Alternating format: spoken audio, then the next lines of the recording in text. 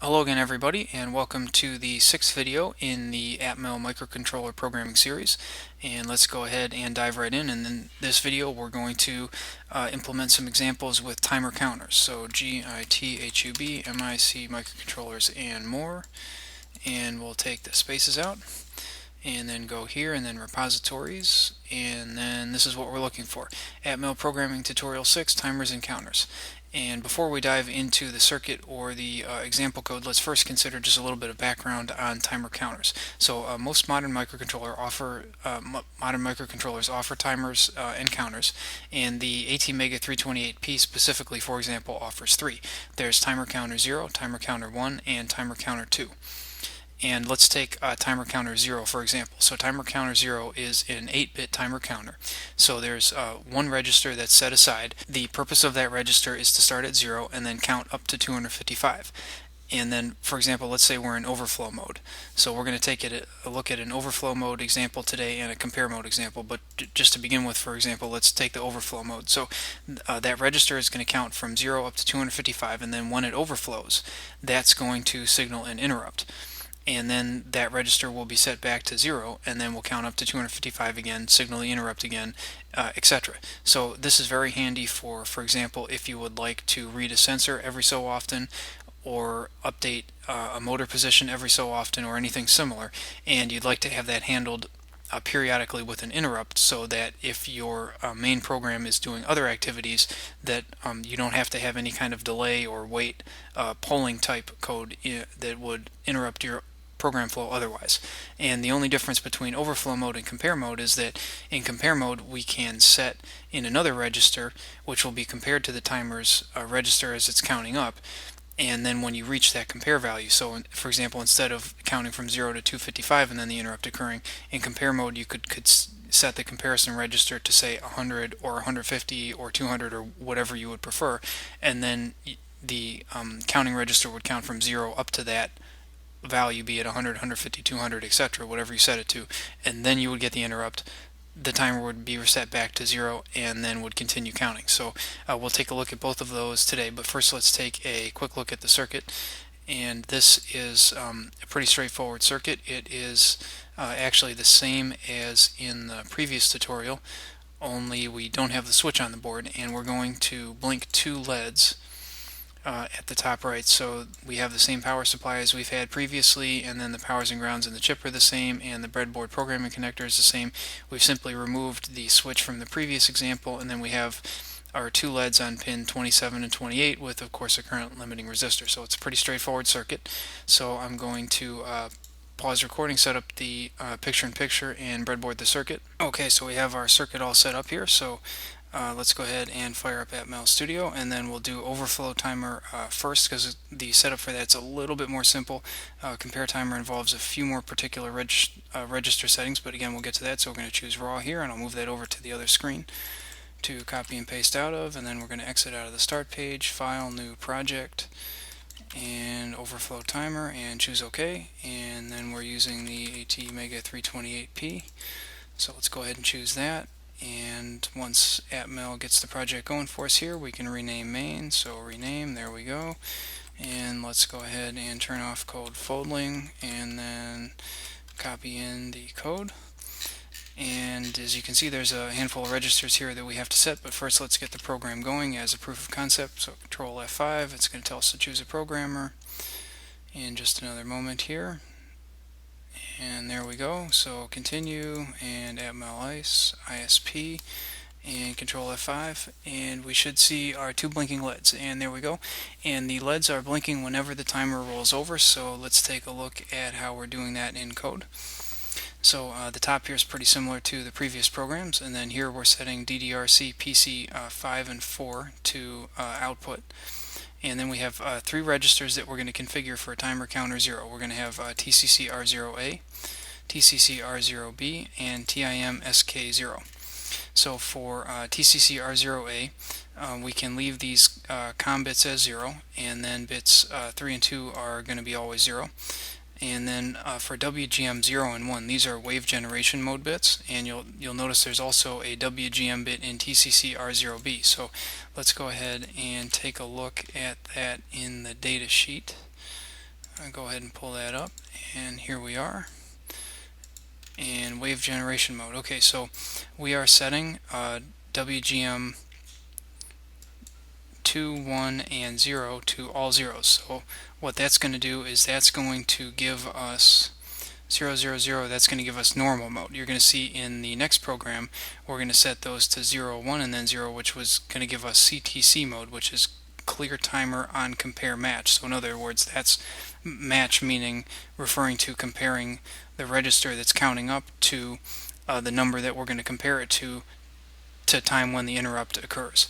But we'll get to that in the next program. So in this case, the 3 WGM bits are all 0. And for TCCR0B, we don't need to use force output compare A, so those are 0. And then for the clock, and this is the clock divisor, so we're running the clock here at 1 megahertz. And if you set these bits as follows, the counter will only increment by 1 once every 1024 clock cycles. So in other words, we're dividing the clock speed by 1024 for our timer. And the reason for that is that to see a visibly blinking LED, we have to slow it down that much. If we didn't, the LED would just appear dim. Which is a way, if you set this really low, that you can achieve pulse width modulation, but we'll save that for a future video. So if you're wondering about some of the different settings for these bits that are possible, of course that's in the data sheet. Let's see here, there we are. So here are some of the options. So we're choosing this line, which is actually the longest possible delay, or the largest possible clock divisor.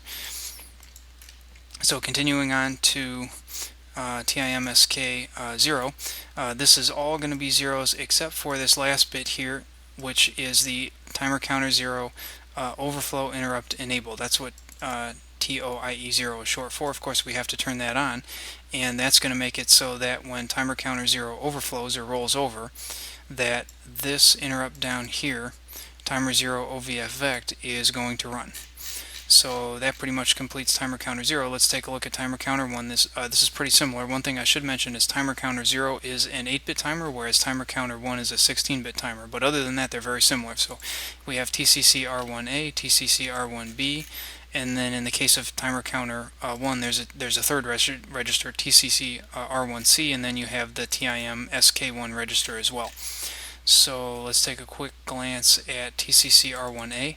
We can actually set this to all zeros because we're still using the WGM bits being all 0 for normal timer counter mode.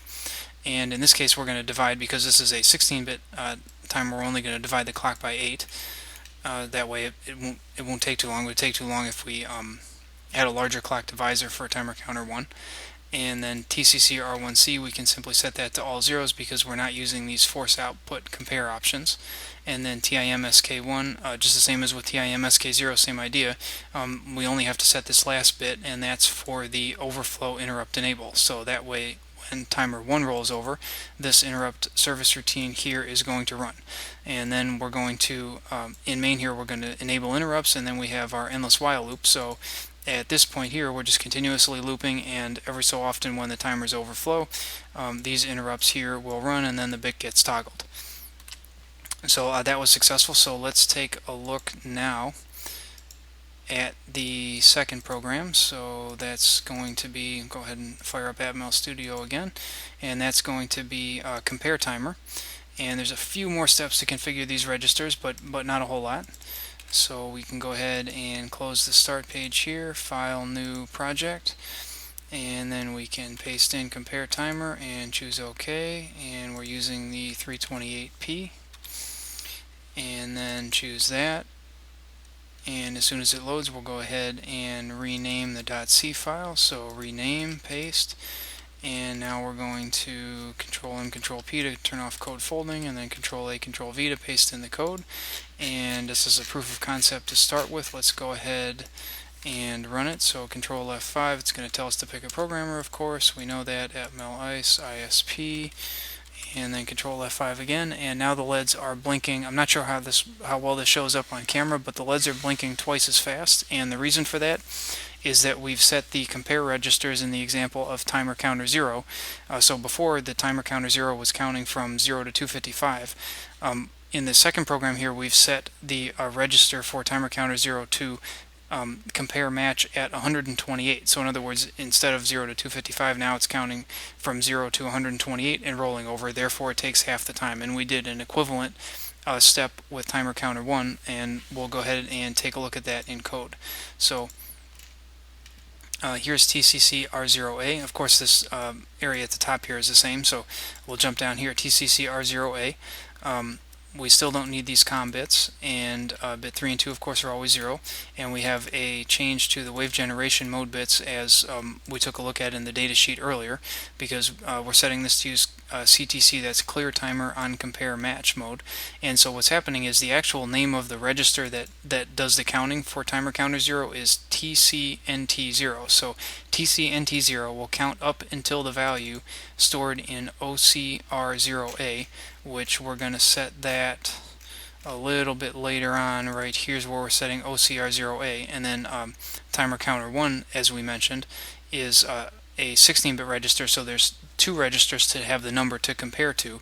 There's OCR1AH for high, and then OCR1AL for low. So these two combined constitute the compare number for timer counter 1, and then this here is the compare number for timer counter 0. So going back up to the top here,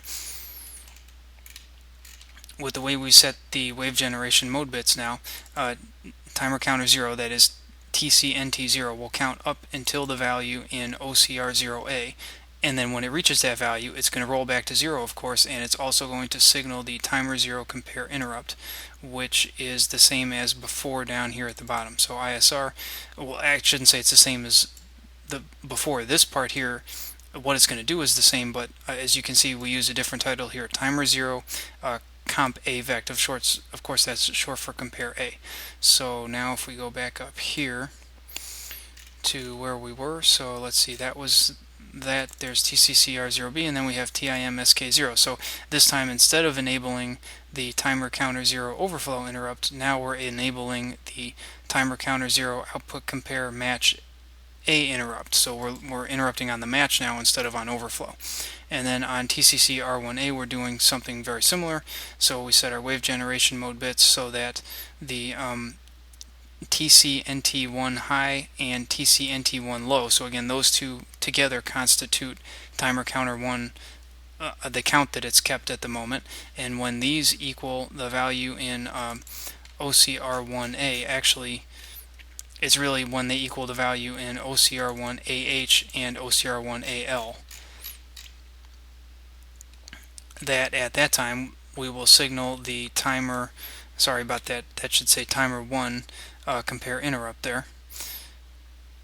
And of course that's going to be this down here, so ISR timer 1 comp A vect. So if we jump back up to here, then TCC R1C is still all zeros because we're not using this force output compare option, and then TIMSK1, same idea as with TIMSK0. We're not going to enable the overflow interrupt this time. Instead, we're going to enable the timer counter 1 output compare match A interrupt enable. So at this point, all that's left is to set the compare values, which we already took a look at earlier, and then enable interrupts, and then we have our endless while loop here. So while we're looping in here, when those comparisons occur, then we will run the interrupt routine for timer 0's compare and timer 1's compare. And that concludes this tutorial. So hopefully this was a helpful introduction to timers, and I'll see everybody in the next video.